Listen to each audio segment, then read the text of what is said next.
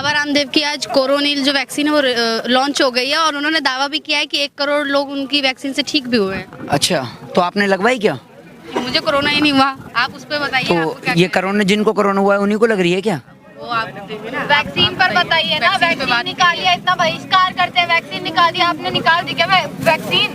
तो मैं क्या डॉक्टर हूँ, सारे काम मैं कर लूँ? डॉक्टर इंजीनियर एक ही है देश में। परेशानी आप तो ऐसे गुस्सा कर रही हैं जैसे मैंने आपसे डायरेक्ट प्रधानमंत्री का नंबर मांग लिया किसान की बात कराने के लिए। हैं? आप कैसे गुस्सा हो रही हैं? आराम से बात करिए ना। आप पूछ रहे हैं ना। क्या मैं क्या पूछ रहा हूँ? देश पूछ रहा है, आप पूछने के लिए खड़ी हुई है, मैं तो बताने के लिए खड़ा हुआ हूँ। पूछिए आप। नहीं, आप पूछेंगी। आपसे आप इतना बहिष्कार करते हैं, आप वैक्सीन निकाली है तो उसके बारे में। वैक्सीन का बहिष्कार करके हमने पतंजलि के टेंट में आग लगा दी जाके। क्या वैक्सीन का बहिष्कार?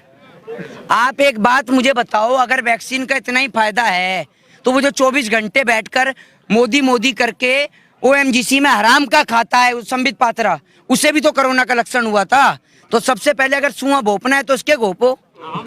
या हमारे पे ही सारे एक्सपेरिमेंट कर लोगे तो पहले उसी पे करो, उसको ठीक कर दो एकदम। और मानसिक दिवालियापन का शिकार हुए लोगों का कोई दवा नहीं है, कोई इलाज नहीं है, समझ रहे हैं? और पूरा देश समझ चुका है कि ये किसके लिए शब्दों का प्रयोग है। लेकिन ऐसा नहीं, हम नाम नहीं ले सकते, लेकिन फिर भी पूरा देश समझ गया है। आप एक बात मुझे बताइए, आप आए दिन नया ढोंग धतूरा लेके आ जाते हैं। आप कभी कहते हैं कि मैं कोरोना की दवाई ले आया, कभी कहते हैं कि मैं पतंजलि का हनी ले आया। वो पतंजलि का हनी जिसमें आप चीनी मिला के चीनी का घोल दे के बेच रहे हैं।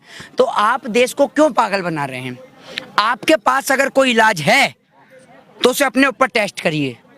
पूरा देश बाबा रामदेव को 1.25 में नहीं, पूरे 2 आंख में देखना चाहता है। पूरा देश नहीं, हंसने की बात नहीं है, हंसने की बात नहीं है। मैं बहुत सीरियस शब्दों में कह रहा हूँ। मेरे दिल में संवेदना है बाबा रामदेव के लिए। भैया पॉलिटिशियन आदमी है, बिजनेसमैन आदमी है, अगर इतने बढ़िया एक्सपेरिमेंट कर रहा है तो पहले अपने 1.25 आंख की आंख को 2 करे। पूरा देश आपकी 2 आंख को देखना चाहता है। और आपको दोबारा से रजत शर्मा के, हाँ आप बोलिए आप। जो आप बात कर रहे हैं इसी पर अब नितिन गडकरी ने बोला है कि चमत्कार के बगैर कोई नमस्कार नहीं होता। तो चमत्कार को क्या ऊपर से आकाशवाणी हुई थी आज शाम को कि भैया ये लो कोरोना की दवा टपक रही है, कटोरा लगा दो? कौन सा चमत्कार हुआ है? या फिर इन्होंने जमीन खोद दी? बाबा रामदेव कहता है 500 साल, 1500 तो मैंने कम कर दिए, 500 1000 साल पुराना पहाड़ों से ढूंढा हुआ नमक। जैसे अगर ये पहाड़ों से, और नीचे एक्सपायरी डेट दे रखी होती है कि जैसे अगर ये पहाड़ों पे पहुंच के नमक को उसको नहीं लेके आता सामान को तो वहीं एक्सपायर हो जाता। ऐसे पागल बनाते हैं ये। आप ये देखो 1000 साल वहां रहा सामान पहाड़ों पे, समझ रहे हैं? तो एक्सपायर नहीं हुआ, लेकिन 10 दिन आपके घर में रह गया तो एक्सपायर हो जाएगा।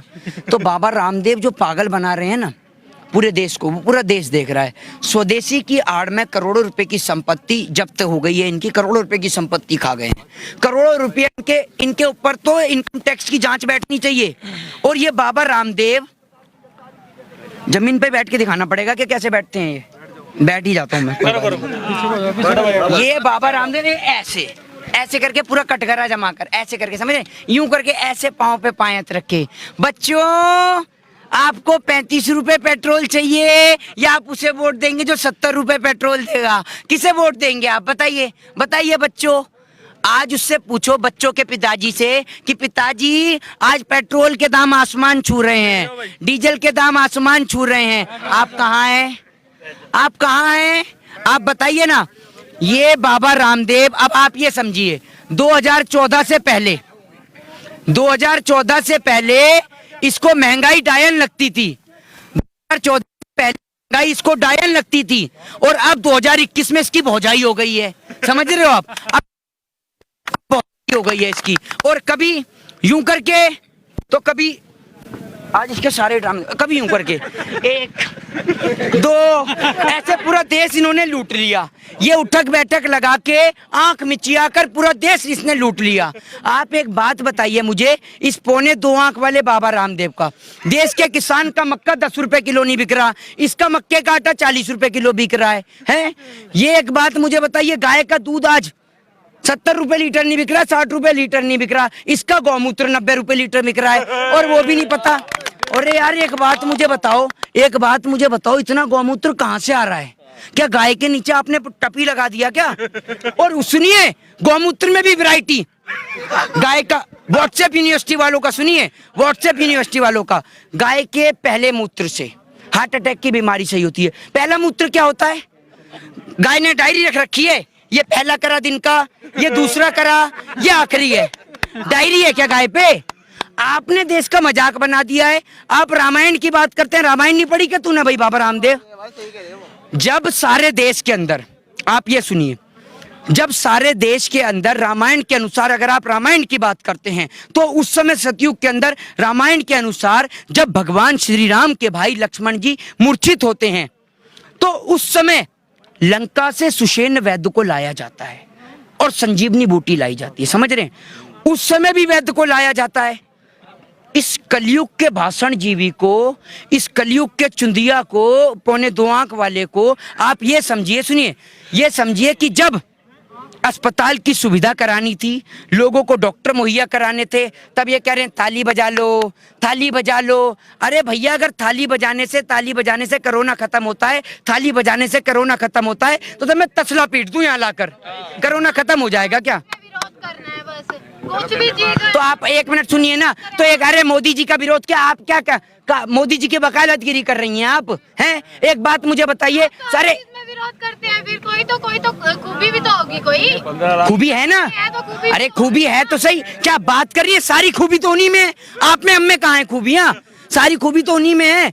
अब आप ये देखिए, खूबी तो उनमें है। पेट्रोल के दाम, डीजल के दाम बढ़ गए तो एक रास्ते पे मिल गया मुझे भाई, अंधभक्त मिल गया भाई। मैंने कहा भाई पेट्रोल के दाम, डीजल के दाम बढ़ रहे हैं। कह रहा भाई क्या बात कर रहे हो, पेट्रोल डीजल के दाम बढ़ रहे हैं, आप मोदी जी के बारे में नहीं जानते क्या? मैंने कहा क्या भाई? मैंने कुछ समझ रहा, मैंने कोई नई स्कीम लाए होंगे, स्कीम लाने में तो हम आ ही रहे हैं। ये कह रहा मोदी जी ने पेट्रोल और डीजल के दाम इसलिए बढ़ाए हैं ताकि देश के लोग बाइक ना चला सकें, देश के लोग गाड़ी ना चला सकें और पैदल चलें और फिट रहें, ताकि उनका पेट बाहर ना निकले, फिट इंडिया के कॉन्सेप्ट के तहत। जिम्मेदार कौन है पेट्रोल के प्राइस बढ़े?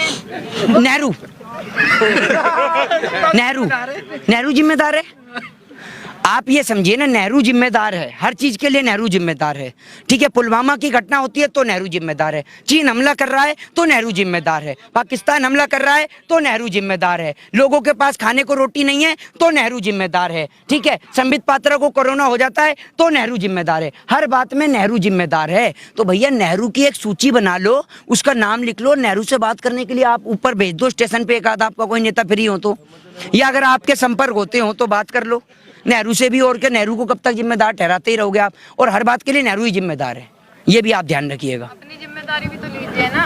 मेरी भी जिम्मेदारी के लिए मैं भी नेहरू ही जिम्मेदार है, मैं काहे की जिम्मेदारी ले लूं? कभी रेल रोकते हैं, कभी भारत बंद करते हैं, कभी ट्रैक्टर रैली करते हैं, आपकी तो कोई जिम्मेदारी नहीं। ट्रेन चल रही है देश में, कौन सी ट्रेन रोक दी? आप ट्रेन से आती जाती हैं क्या? जो चल रही है वो भी रोक दिया आपने तो। ट्रेन रोक के क्या करा था किसान ने?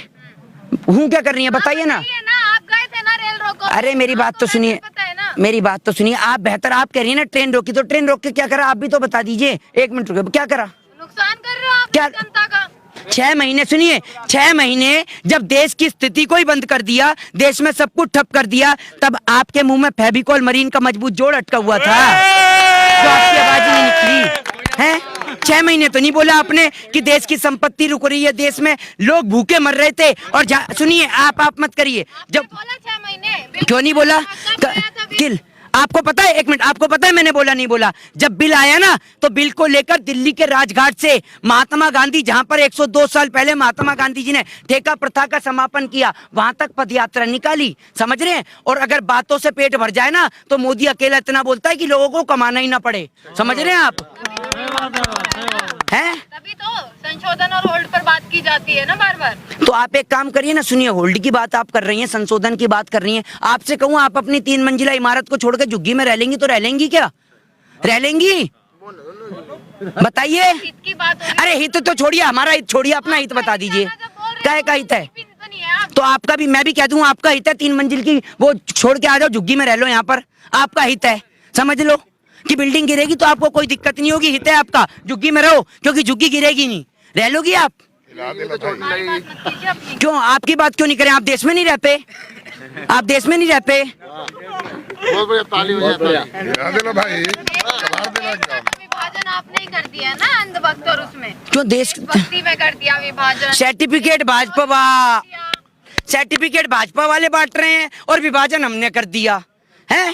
सर्टिफिकेट तो मोदी जी बांट रहे हैं कि कपड़ों से पहचाना जाएगा, भाइयों बहनों, कपड़ों से पहचाना जाएगा। तो सर्टिफिकेट तो आप दे रहे हैं, तो आप बताइए ना, सर्टिफिकेट तो भाजपा वाले बांट रहे हैं। क्या चाह रहे हैं फिर अब आपको इतने दिन से यही समझ में नहीं आ रहा, आप ऐसे रिपोर्टिंग कर रही हैं।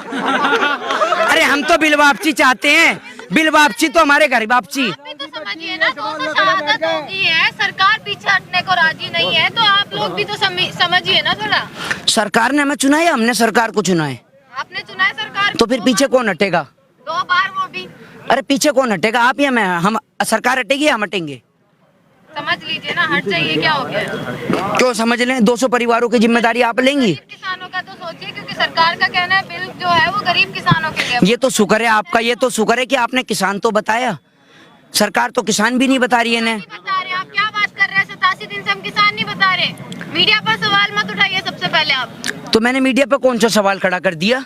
मैंने आपको कौन सा चैनल का नंबर पूछ रहे जो आप कह रही है मीडिया पे सवाल खड़ा कर दिया? बोल रहे हैं ना किसान तो बताया, हम क्या कर रहे हैं? नहीं, मैं कह रहा हूँ आपने किसान तो बताया, सरकार थोड़ी बता रही है किसान। तो आप सुनिए ना। सरकार से क्यों अरे पतंजलि की कोई कान में डालने की दवा आती हो तो डाल लो, पतंजलि की कोई कान में डालने की दवा आती हो तो वो भी डाल लीजिए। आंखों में डालने की भी दवा होती है, वो भी आप जरा। अरे पतंजलि की अगर आंख में डालने की दवा सही होती तो वो अपनी आंख में डाल के आंख ही फिट कर लेता अपनी।